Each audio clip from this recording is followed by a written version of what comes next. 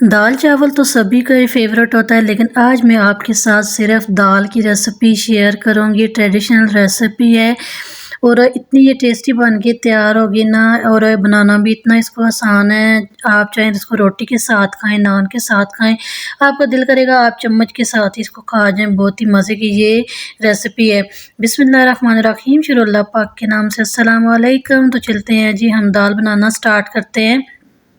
सबसे पहले हमने यहाँ पे एक कप लिया है चाय वाला, इसमें मैंने आधा कप मसूर की दाल ली है और आधा कप हमने मूंग की दाल ली है। ये दोनों हमने दाल मिक्स जो है वो लेनी है, आधी आधी लेंगे। आधा कप हम मसूर की दाल, आधा कप हम मूंग की दाल लेंगे, दोनों को मिक्स करेंगे और इसको हम एक खुले बर्तन में डाल के अच्छी तरह से धोएंगे। वैसे तो हम सिर्फ मसूर की दाल भी बना सकते हैं, मूंग की दाल भी, लेकिन ये दोनों आप मिक्स करके बनाएंगे तो बहुत ही टेस्टी ये दाल बन के तैयार होगी। ढाबा स्टाइल ये दाल बनेगी। बहुत कम लोग ये रेसिपी जानते हैं। तो अभी हम क्या करेंगे, कढ़ाई में पानी डाल देंगे। हमें इतना पानी डालना है जिसमें दाल अच्छी तरह से गल जाए। तो अभी हमने दाल को अच्छी तरह से धो के और पानी को हमने अच्छी तरह से गर्म कर लिया है। ये दाल हम इसमें डाल देंगे और चम्मच की मदद से हम इसको एक बार हिला के हम कवर कर देंगे।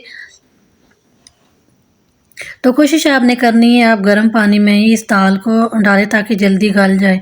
अभी हम स्पाइसेस ऐड करते हैं। यहाँ पे मैंने अकॉर्डिंग टू टेस्ट नमक डाल दिया है और कुटी हुई मोटी लाल मिर्च का इस्तेमाल किया है।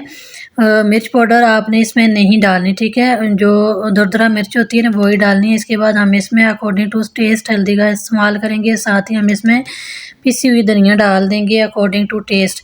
इसके अलावा हम दालचीनी डालेंगे चंद टुकड़े और इसको हम अच्छी तरह से मिक्स करके कवर कर देंगे। ना ही हमने इसमें प्याज डालना है, ना ही टमाटर डालना है, कुछ भी हम ऐड नहीं करेंगे। तो अभी हम इसको कवर करके पकने के लिए छोड़ देंगे। मीडियम फ्लेम पे हम इसको पकाएंगे।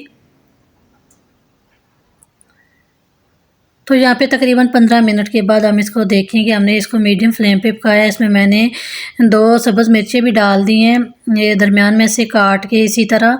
अभी हम इसको चमचे की मदद से अच्छी तरह से मिक्स कर लेंगे। ये आप देखिए माशाल्लाह से कितनी ज़बरदस्त बनी है, बिल्कुल हलीम की तरह ये दाल बन के तैयार होती है। और इसको अच्छी तरह से आपने मिक्स करना है चमचे की मदद से।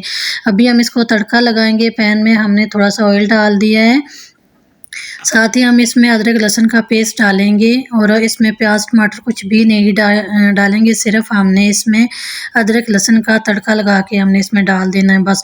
बहुत ही इजी है और कम टाइम में बनने वाली ये रेसिपी है। तो अभी हम मीडियम फ्लेम पे इसको थोड़ा सा फ्राई कर लेंगे।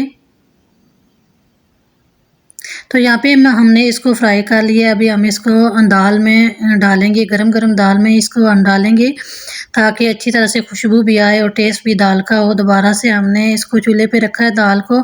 अभी हमने जो तड़का लगाया हुआ था वो हमने इसमें डाल दिया, साथ ही हमने इसमें सब्ज़ धनिया काट के डाल दिए। और फाइनली आप देख सकते हैं हमारी मूंग और मसूर की दाल तैयार है। माशाल्लाह से बहुत ही ज़बरदस्त बनी है। तो खुशबू इसकी इतनी मज़े की होगी, खुशबू से ही आप अंदाज़ा करेंगे कि आपने कितनी मज़े की ये दाल बनाई है। इस रेसिपी को आपने एक बार ज़रूर ट्राई करना है। कमेंट बॉक्स में आपने ज़रूर बताना है कि आपको ये रेसिपी कैसी लगी है। मेरे पास ये चावल ऑलरेडी बने हुए थे, तो मैं इसको चावल के साथ ही सर्व करूँगी। आप चाहे रोटी के साथ खाएँ या फिर आप इसके साथ चावल उबाल लें, लेकिन दाल बहुत ही टेस्टी इस तरीके से आप बनाएँगे तो ज़रूर बनेगी। सेम इंग्रेडिएंट रखिएगा और सेम रेसिपी आप फॉलो करें तो इंशाल्लाह आप इससे भी बेहतर